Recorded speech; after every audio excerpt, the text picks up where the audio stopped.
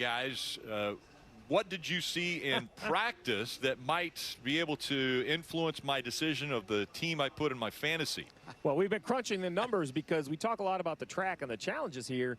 And perhaps we don't talk enough about the track conditions and how they can change very quickly. When you look at the results for both the first and the second session, it seems like the fast cars win the first session, but I really think it's more the track changing. I thought we had more consistency and a deeper field. And you see right here, everybody at the top is in Group A except for poor Christopher Bell. Well, I can assure you, DJ, I don't think Christopher Bell is the 10th best car here.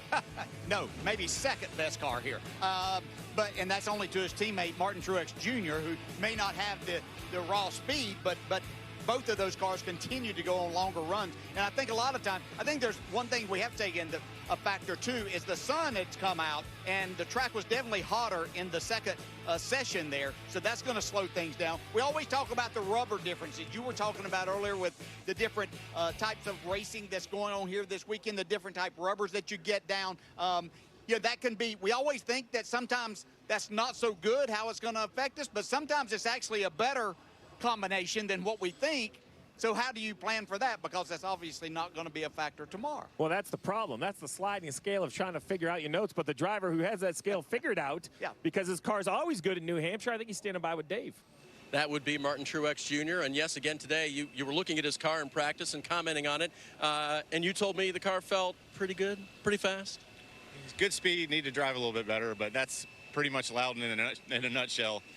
No matter how good you are, it never really feels great, and it's really difficult to get the balance just the way you want it. So all in all, the Reese's Camry was fast, and hopefully we can make a few tweaks on it here and get a good lap in qualifying. Guys, we're talking about all the factors you have to put into place when you take that first round qualifying lap. You drew 11th, Martin, so is that good, bad, indifferent? Where does that fall? I'd rather go later. I think later's always better here, but after getting caught up in that wreck at the end of the race last weekend before the rain came, that's kind of how we got there. So a little bit of tough luck last week, but excited to be here at New Hampshire and been after this one for a long time. So we'll see if we can get it done tomorrow. That's right. Still looking for the win here at New Hampshire is Martin Truex Jr. And Steve, one thing he told me was drawing 11th like that, more cars after him will be picking up rubber and actually creating a little grippier surface for some of the later cars. Yeah, for the fan, just a reminder, right? These guys all go out on the metric. It's based on last week and some points and some other things, so it's not completely luck driven. But where you go out can make a big difference. I agree with Martin. I think later, not only to see how the cars drive, but what lap time am I even shooting for? Yeah, that factors in, but it's only going to get hotter. This sun is going to stay out, and it's only going to get hotter as you go on. So I think you have to factor that in, too. I'm just wondering what's going to happen to the rest of the field if he gets his car driving better.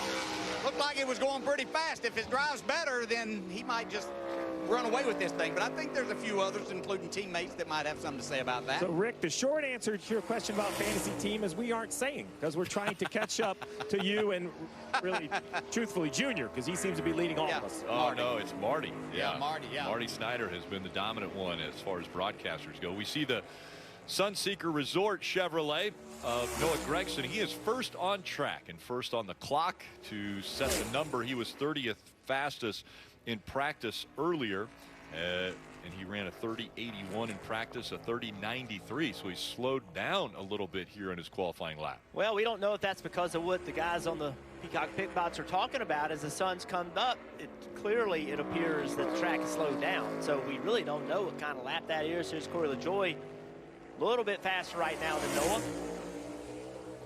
Really loose off of 2. That's pretty normal here. That really doesn't hurt speed that much as long as you don't have to come out of the throttle. For one lap, you do it a lot, it kills the rear tires.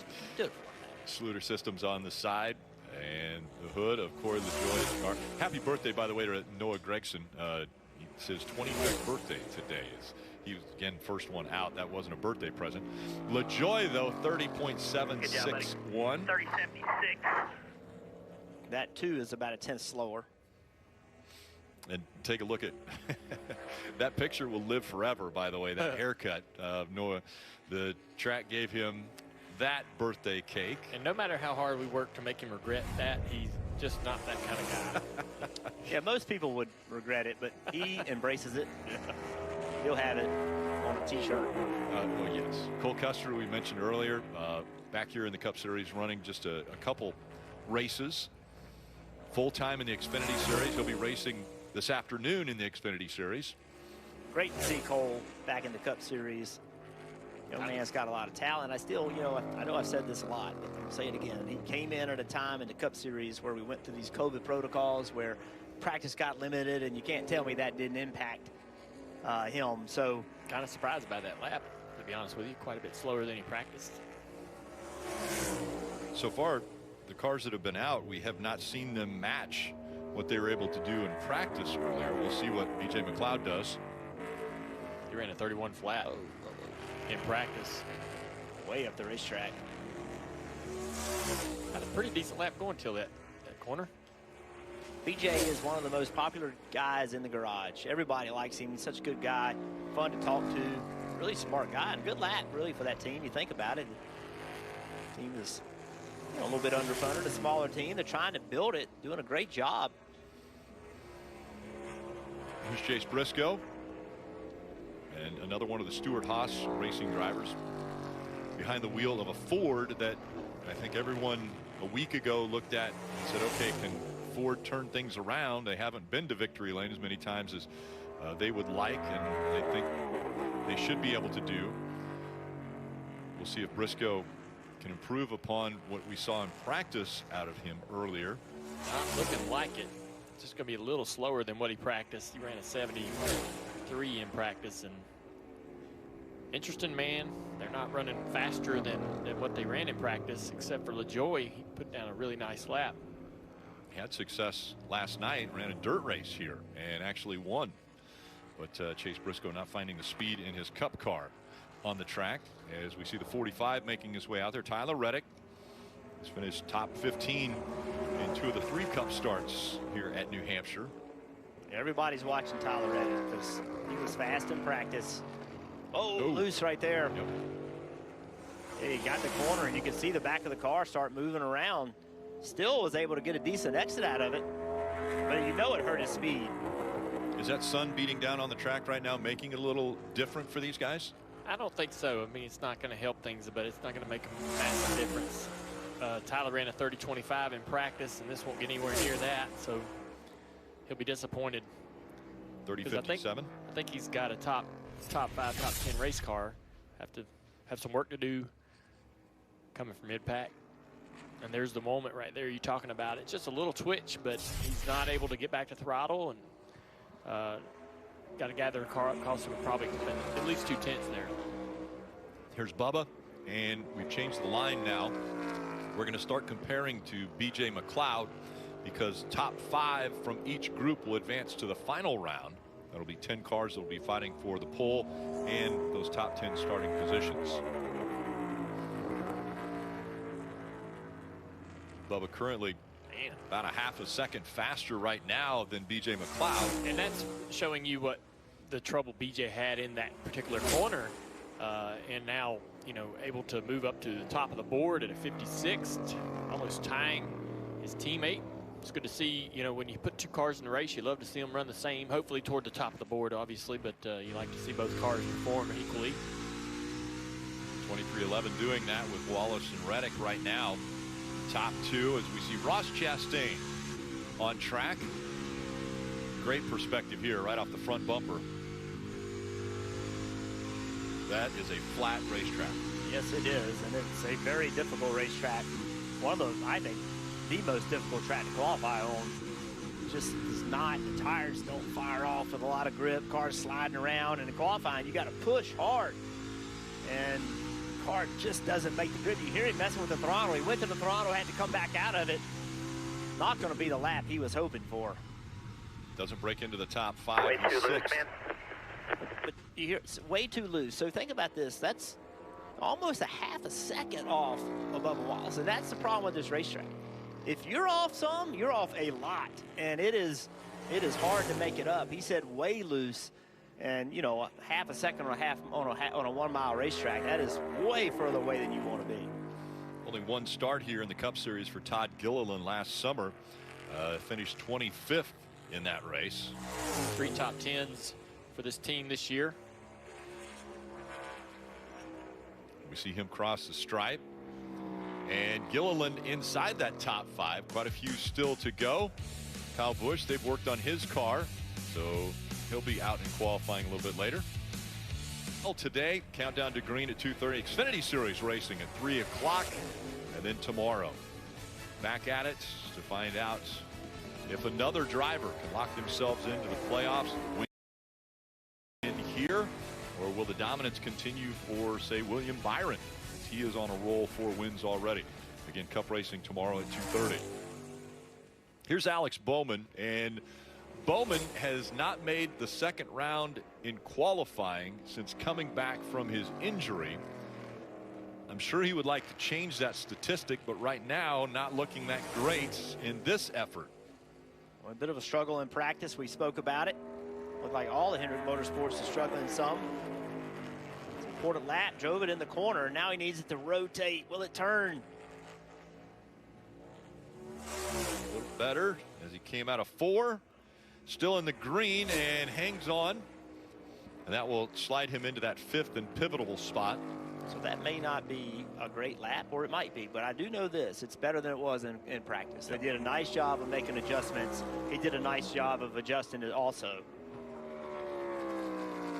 Here's Martin Truex Jr., and everyone has been pointing to the 19 as the one to watch, and maybe the one to make sure is in your fantasy lineup, as he has looked extremely strong.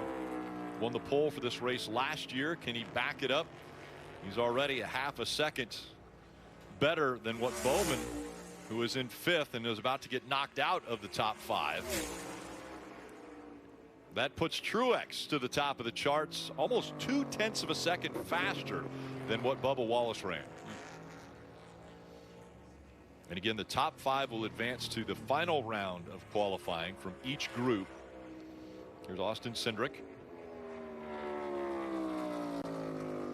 Austin's had a bit of a struggle. Obviously won the Daytona 500 a couple years ago, and since then it's kind of been tough for them to get results. Only 3 top 10 finishes this year, and a great opportunity last week with all the Fords running strong in Atlanta for a good result. 54 races since that win. You know, he's dying to get not only back to victory lane, but just some consistent finishes in the top 5, top 10. 4th here for Cindric in his qualifying run. Now on the clock, Chris Buescher. Cindric's lap was pretty interesting. The exit turn 4 pretty high. Still made decent time over there. Whoa, Chris way up high. Now that seam up there, is that the boundary? Is that the one you want to stay away from? That's getting there. That's really pushing the edge. Me and Jeff have been talking about that, and you can tell the difference in the color of asphalt, and the newer 3 lanes of asphalt has definitely got more grip than the outside of the racetrack, and Chris almost slid up into that older asphalt. Take a look here. So he drives in the corner and a little slip in the back, and he's just kind of chasing it up the track, and luckily stayed on that newer asphalt, and anything higher, man, you lose a bunch of grip, big drop off right outside of that 3rd groove. Here's Haley. Colleague Racing, now full-time effort in the Cup Series and the Xfinity Series. Haley focusing solely on the Cup. Yeah, good lap in practice. 6th fastest. Good exit off of 4. That'll put him 4th now.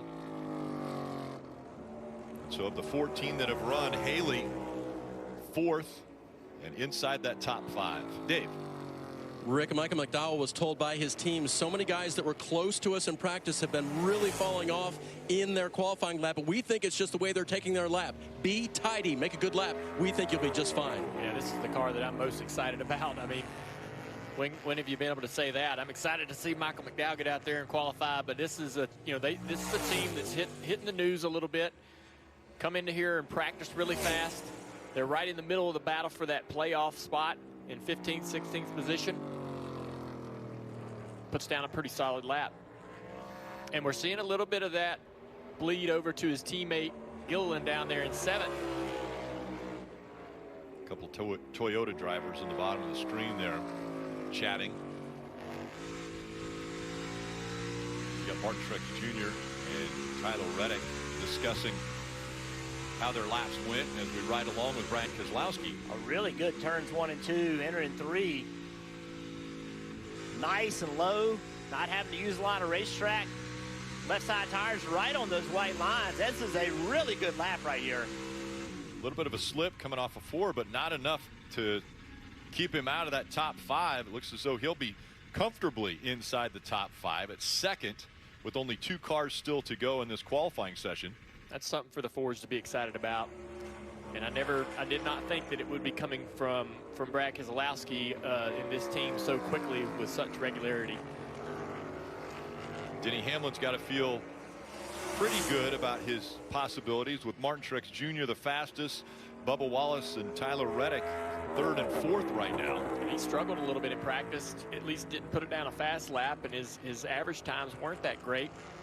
You think that, you know, when you're talking about Gibbs and Toyotas, Truex and Denny both being very quick here, but it's been difficult for Denny so far this practice. Dave. Getting ready to go out now, Kyle Busch. He is on his up-to-speed lap in the 8 car. Remember, he had practice mishap when he got into the wall. The team told me they had to replace the right rear toe link on that race car. They have been feeding him information ever since, including what Brad Keselowski did on that very quick lap. Let's see if Kyle can make it happen. Yeah, so see what Kyle did. He didn't use a bunch of racetrack. We've seen a lot of drivers run way up the racetrack, then try to exit really low. Kyle Busch, he just ran right around the bottom. When I say the bottom, it's that the lowest part of the racetrack that has a reasonable amount of banking is right on those white lines, those dashed white lines, and that's the same thing that we just saw Brad K do. And he's going to carry enough speed, and he will break into the top 5 in 5th and push McDowell down to the 6th spot. So Martin Truex Jr., Brad Keselowski, Bubba Wallace, Tyler Reddick, and Kyle Busch all will advance to the next round.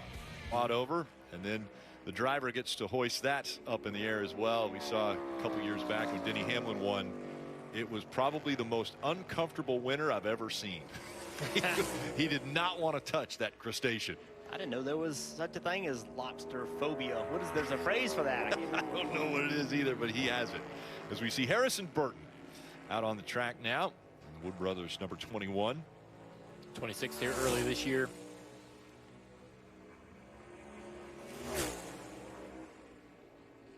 And Harrison puts up a 30.92 for the first lap of Group B qualifying. Again, the top 5 will advance to the final round, as now we see the 15 coming out of Ryan Newman. Talked a lot about him, a 3-time winner here at New Hampshire Motor Speedway.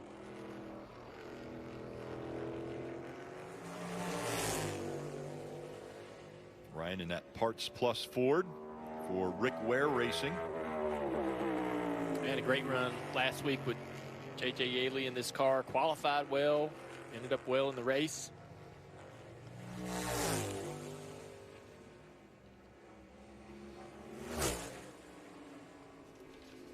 .31.08 for Newman. I think it's really smart to put him in this car just to give him another veteran's feedback. You know, they hear what JJ's opinions are about the car, and Ryan probably gives them similar feedback, but also some other ideas on how to improve. Ty Dillon here off into turn 1 on his qualifying run in the 77 car for Spire.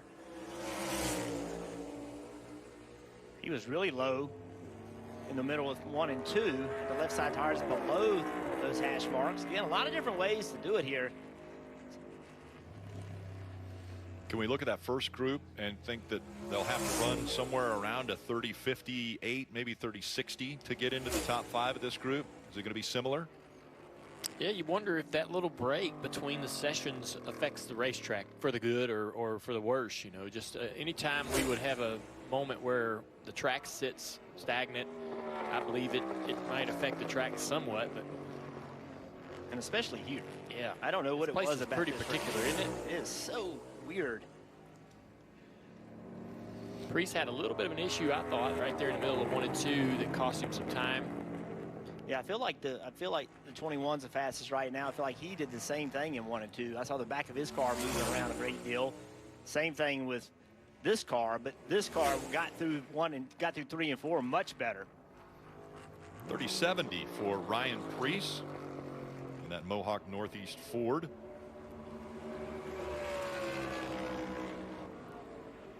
Ty Gibbs, and he gets us Toyota out on the clock now.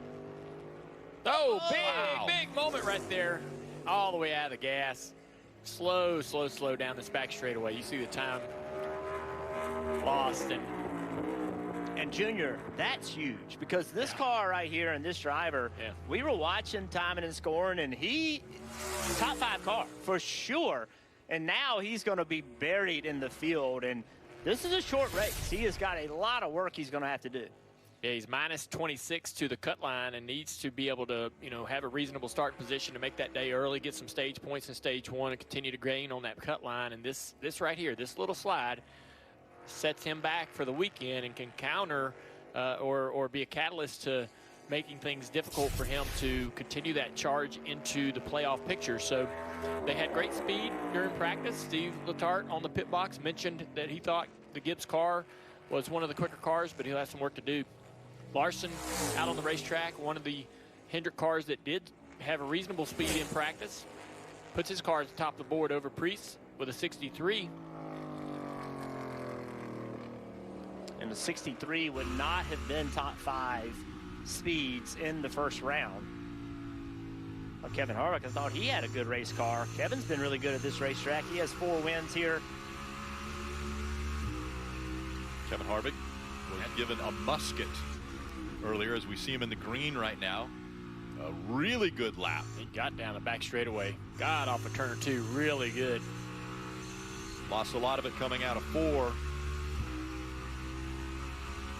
Looks like that's still going to be the fastest lap turn, though, in a 30:59. I mentioned it, Musket. The track gave it to him after 4 wins here, and obviously this is his last race that he'll run here, retiring at the end of the season. Here comes Austin Dillon. And now we're comparing to 5th as Ryan Newman at 31:08. That will be the car that gets bumped out if you can outrun him. Good 1 and 2 by Austin. This looks like a really good lap.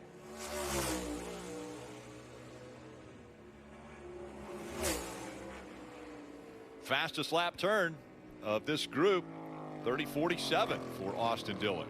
That's quicker than his teammate ran. His teammate Kyle Busch ran a 58. Those two have been working well together.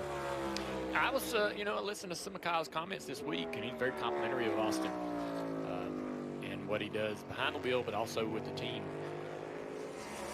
Here's Almirola. Now we're comparing to Harrison Burton. Almirola, a winner here at New Hampshire. Hear that downshift, 0.4 of a second faster now than Burton.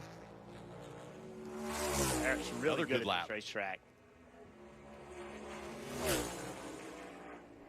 And right to the top of the charts for Eric Almirola. So the new fastest driver here at 30.423 for Almirola.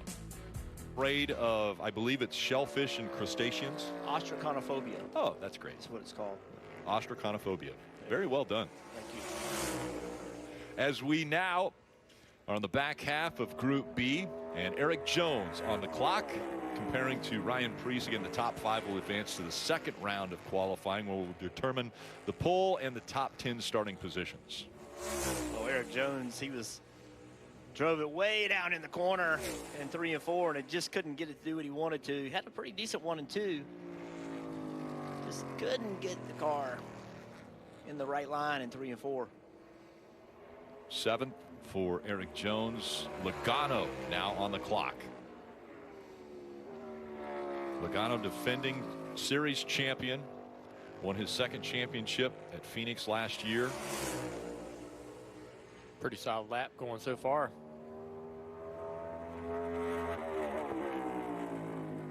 A couple of top 5s here in the last 3 races.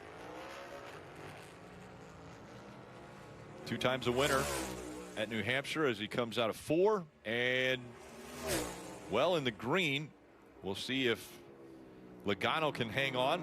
Obviously at a 30:31. That's fastest for this group. And again, he just has to stay in the top 5, and I believe that's probably going to lock him into that top 5. Well, it's faster than what Truex ran in the first group as well. Comes Christopher Bell. Christopher's had great success here, and teammates to Truex, you have to wonder if this car has the similar speed to the 19 that we saw in practice. Right now, gaining really well down the back straightaway on Larson in 5th. Got 2/10 on him now. If he can roll this corner here, I think this lap might be good enough. Does a great job on corner exit, maintaining that 2/10 advantage. You mentioned successes. No bigger success than a year ago when he was able to win.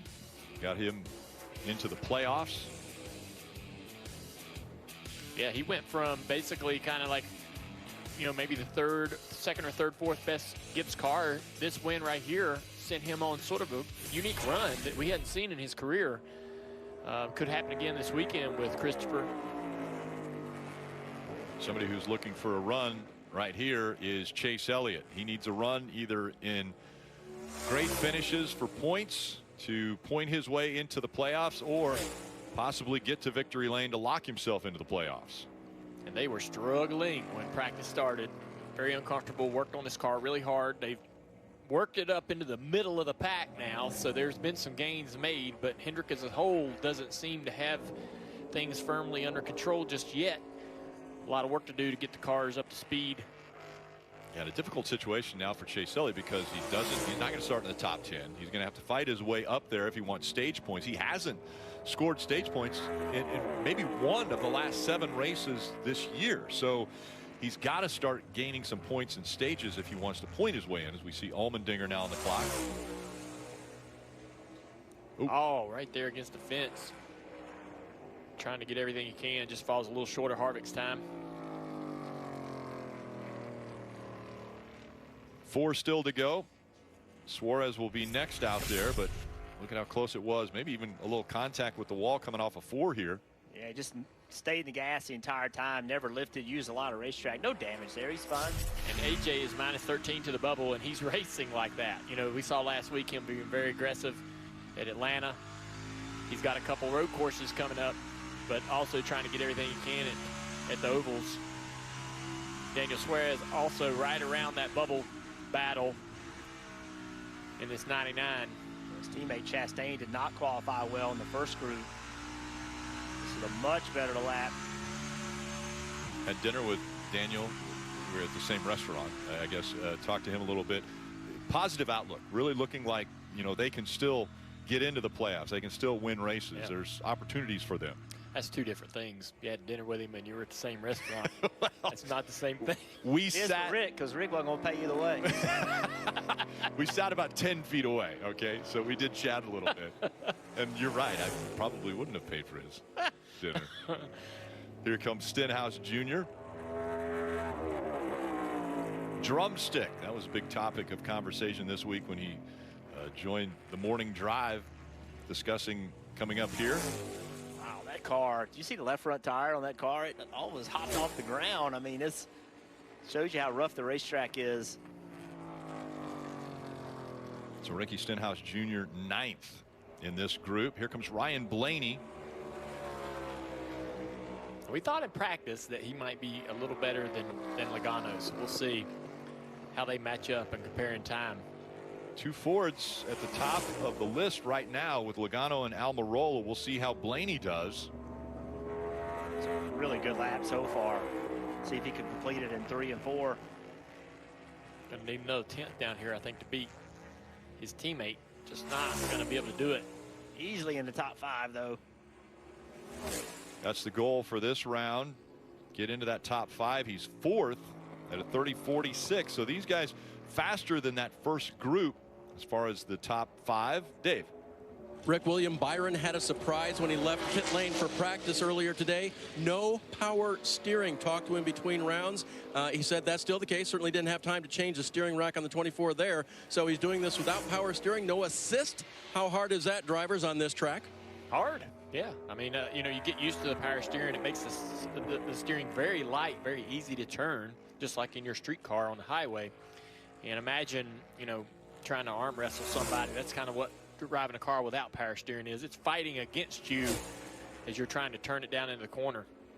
See him in the green and bumping Dillon out. So a little Disgusted look there out of Austin Dillon. He got bumped out of the top 5 by the last car to run, which was William Byron. So 3 Fords, Logano, Almirola, and Blaney in the top 5, joined by Bell and Byron.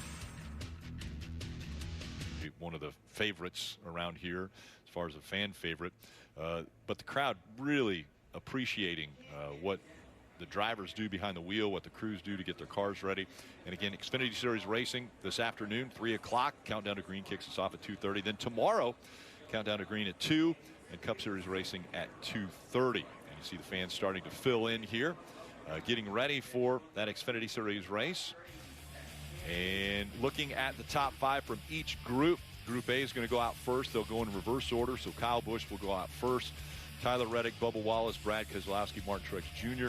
And again, these 10 drivers are fighting for the pole. And wasn't it an advantage to be in that Group B? You look at the times, they're obviously quicker across the board than Group A. So now that they're again split up and going out in different groups, what does that mean? Is that going to be better for the last group to have an advantage to get the pole?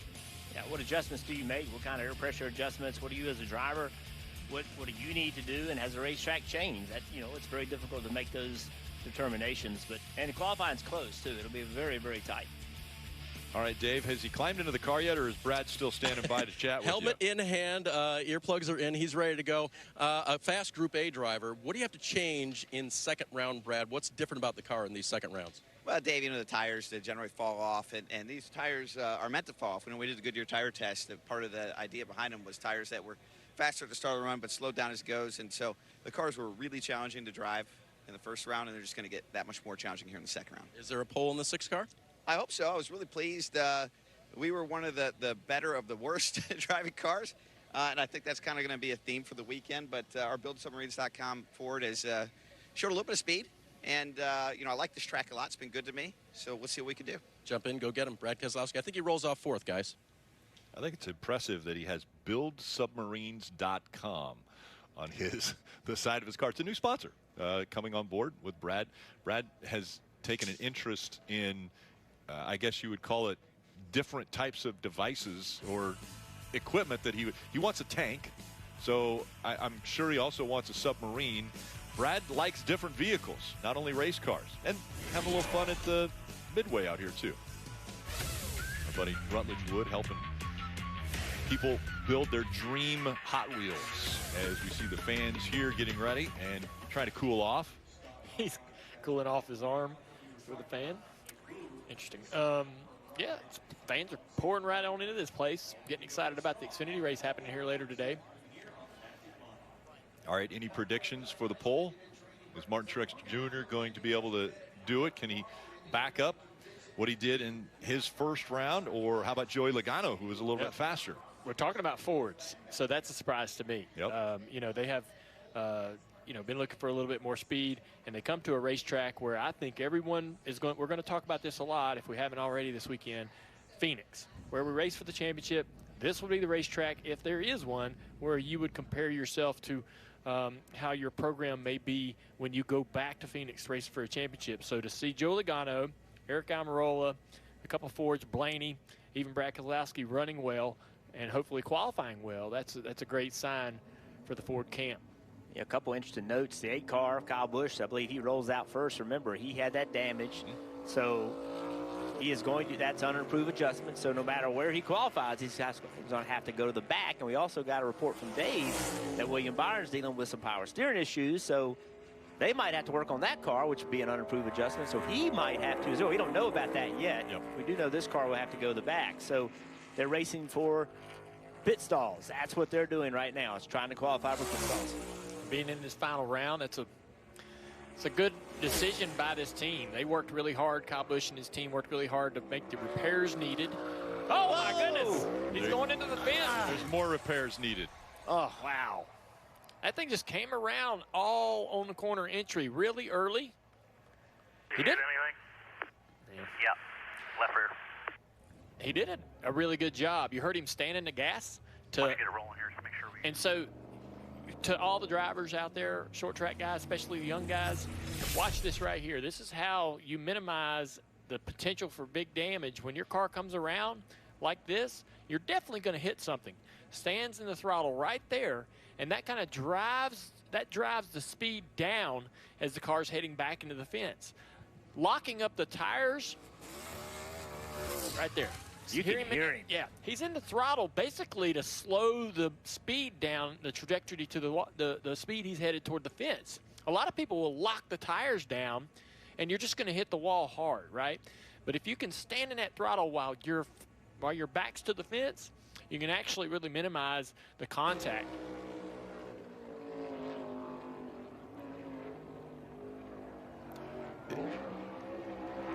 Could that have been a downshift issue? It sounded like he was either shifting right there when he came in. We haven't had almost any of those issues downshifting. The gears are so close together from fifth, they're so close together that typically we don't see drivers have trouble with that. But it certainly came around quickly, and Junior's 100% right. He did a great job of minimizing the damage. Yeah, Tyler Reddick's got to feel good. That's what I was getting ready to say. Like, that's the last thing, and it happened right in front of him, too. You're still the first car to go out. There goes the guy by you backwards. You're like, I don't want to see that. So Tyler Reddick cleaning the tires off as much as he can. So this is another interesting thing about, these two groups is, how does the car drive the second lap on tires? What does it feel like? And the thing about him is you see him working the car in really hard there, and he's getting into turn 3 at a relatively low speed, so he's not getting a great sense of where the grip is in the car coming to the green, right? He's giving himself a bit of a deficit here, but we'll see what his confidence is when he sends the car down into turn 1. We don't have a car, with Kyle Busch crashing, we don't have a car to reference to, but looked pretty good. Yeah, he may underdrive that corner or overdrive it. Typically, yes, you want to come off pit road, work your tires in real hard, but get the speed going down the back straightaway so you can send it into 3, understand where the grip level is in the car. It shows you where he is on his confidence, though. It shows you that he's confident he's going to go out there and be able to do it. He doesn't need that turn 3, turn 4 feeling. 30.64 for Reddick. He ran a 57 in the first round, so not a lot of fall off there. I would compare this to an exit ramp that probably they would put a road up that says you're going to take the exit ramp at about 25, maybe 35 miles an hour. These guys are doing it at 100 when they go through the turns. There's no banking. There's hardly any banking at all in these turns. Comparing Bubba Wallace to his teammate Reddick, about a 10th off heading into turn 3. They ran about the same time in the first round. Good exit for Bubba. He's going to gain a little bit of that time back, but he's going to fall short. It's been a good year for Bubba Wallace, so I feel like it's been his best year as far as consistently bringing speed to the racetrack. There's been moments in his career where he's been blindingly fast, but this year he's been quick every week, and that's what you want to see. That's where you start being able to win 3, 4, 5 races a year, when you can consistently bring his speed. And we're comparing him to Tyler Reddick, and we know Tyler Reddick's fast. Brett Keselowski, and again we'll compare all the way through these 10 drivers to the fastest, which right now is Reddick. Brad thought the times would fall off a little bit. Him doing the tire test here, understanding what the tire's capable of, and you're seeing it being about a 10th down to Reddick. But again, he too gains on Reddick on corner exit a little bit, but falls short right there behind Bubba Wallace in third. So far the speeds are down at least a half a tenth to a full tenth. Here's one of the best cars that's been here this weekend. Truex ran a 37.5. In the green for Martin Truex Jr. So MTJ about to see if he can sail it into 3 and 4. Loses some ground there. Yeah, it's interesting. He's not going to be anywhere near what he ran in the first round.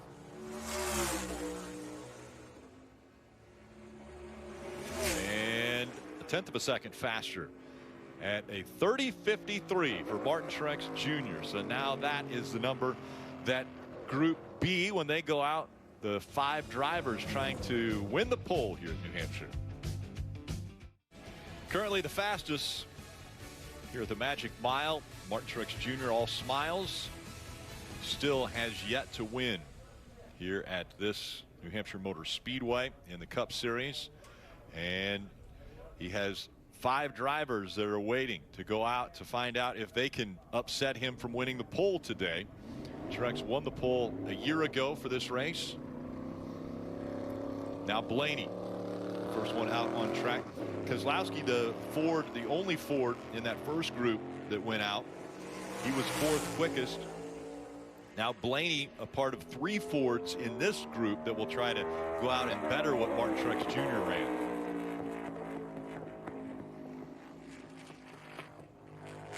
Just up the racetrack, it's a really hard run. Off of turn 4, trying to maximize the speed at the start-finish line into turn 1.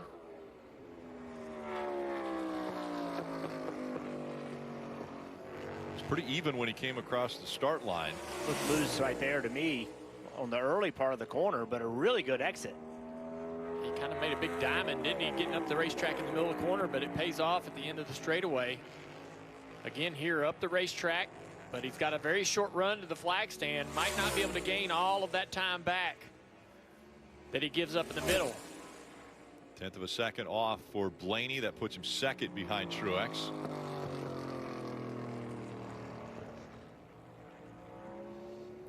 William Byron, one of only 2 Chevrolets that are in the top 10, Busch being the other one, and he backed it into the wall in 1 and 2 on his qualifying effort.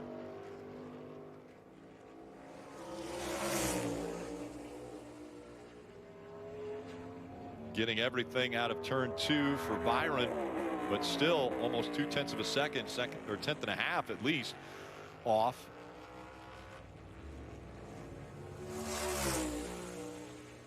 Oh, right up against the wall as he came out of 4. And Byron slots in 4th now of the 7 that have gone. See, William just committed to staying in the gas, using all the racetrack. Actually never touched it. Here comes Christopher Bell. He won the race a year ago. Now, can he outdo his teammate for the pole? Gains really good off of turn 2. This is going to help him all the way down the back straightaway. You see the time, almost a 1/10 up into 3. More than a 1/10 up, dives it down in there. May have overdrove the corner. Oh, man. Can he gain it back? It's coming back the other way. Man, he had a really good lap going. I know he's at the top of the board, but he's going to wish he could have that turn 3 and 4 back, that entry to 3. He sent it in there. It didn't work. The car probably had a 40 in there, and he knows it. We'll see how these other cars do. 7/1000th of a second faster than Martin Truex Jr. Now it's Eric Almirola's turn. It's the kind of racetrack Eric Almirola is so good on. Now, can he put together a good 3 and 4? He's going to need to be able to gain this 10th back. Cloudy, too. Look at it. You see how cloudy it's gotten. Track temp should be coming down. There it is. And you can see he almost was able to gain the time back on Bell. So that's Bell's vulnerable right here with how 3 and 4 just wasn't really put together well. Logano was fastest in the first round of qualifying. If he can back that up or anywhere near what he did at a 30-31, he could take the pole away from Bell, but right now still in the red. So a big lap by Bell, and Logano fighting back on the backstretch. Yeah, Logano way up the racetrack in the middle corner, making a diamond, gains a little bit of it back, but not all. Similar to his teammate Blaney. This corner, though, he's trying to keep it tidy. Low and tidy. He does a good job. Now in the green. Out on the straight. It's close. But it's going to be Bell. Logano 4th. So Bell, Truex, Almirola, Logano, Blaney, the top 5 starting positions. Christopher Bell is 4th, or excuse me, now 5th career pole. Dave. And Christopher Bell getting a quick towel off there after some really good work out there, trying to back up last year's win with a little pole position here today. That was nice. Yeah, that was tough, man. We did the tire test here in April, and it was significantly cooler, and the cars had a lot of grip. So that was the first time here with the low downforce package, and I was surprised how much grip we had. But, you know, back to back from July last year to July this year, these things are sliding around like crazy and pretty evil to drive. So makes it really fun out there, and really proud of this Ream number 20 group. Dramatic for us to watch as well, Rick. On the pole, Christopher Bell. Yeah, we'll see if he can duplicate what he did a year ago by getting to victory lane. Take a look at the starting grid. Christopher Bell, Martin Truex Jr. will be up front, and all Toyota front row. Then Ford's right behind him. Actually, the car that will be in front of that front row is going to be driven by Jeff Burton, the pace car driver. Jeff? I got to go to class tomorrow to learn how to drive it, I was told. I understand that. McDowell in the 9th row. Chase Elliott joining him there. And again, we mentioned drivers. Kyle Busch for sure will have to go to the back. He had one of those top 10 starting positions. Still unsure about Byron because we know there's an issue with the power steering that they might have to fix on that. That could potentially send him to the back as well. You see Ty Gibbs at the very back of the field had a big slide in turn 2, cost him a ton of his laps. And coming up next on USA, it's Dale Jr. Download. Guest is going to be Jeff's brother, Ward Burton. And then countdown to green at 2:30 and 3 o'clock Xfinity Series racing. It was all smiles during practice and qualifying for the Cup drivers. Well, all smiles except for Kyle Busch. He had a few issues in both practice and qualifying. No issues for Christopher Bell. He wins the pole. He'll bring the field to the green flag tomorrow from right here at the Magic Mile.